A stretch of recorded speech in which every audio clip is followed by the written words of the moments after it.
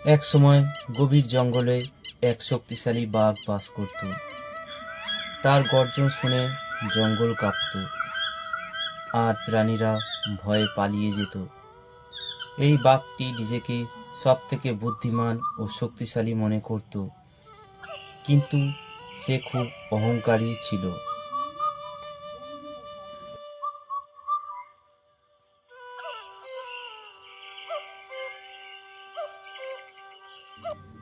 একদিন সকালে সে শিকারে বের হলো।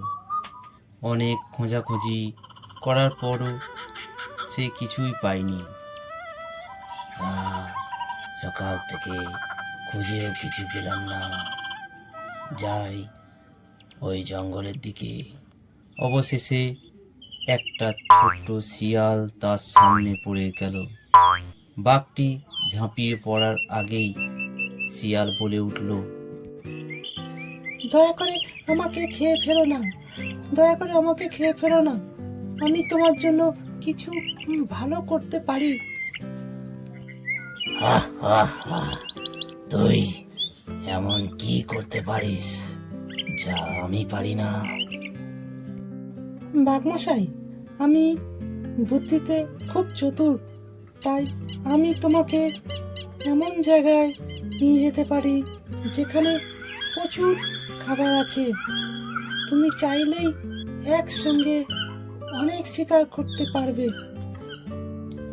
বাঘ কিছুক্ষণ ভেবে বলল, ঠিক আছে, যদি মিথ্যা বলিস তাহলে তোকে আমি ছিঁড়ে খেয়ে ফেলবো। শিয়াল বাঘকে নিয়ে চলল। বাঘ আগে যেতে থাকলো, শিয়াল পিছনে পিছনে।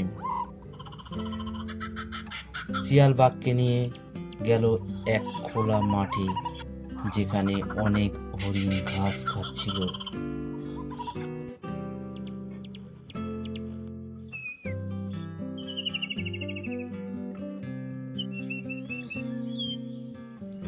দেখুন বাঘমশাই, এখানে কত শিকার। বাঘ আশ্চর্য হয়ে গেল, এত শিকার একসাথে সে কখনো দেখেনি। কিন্তু শিয়াল বলল, তুমি যদি এখনই আক্রমণ করো তাহলে সবাই পালিয়ে যাবে। আমাকে সুযোগ দাও, আমি ওদের ঘিরে রাখি, তারপর তুমি।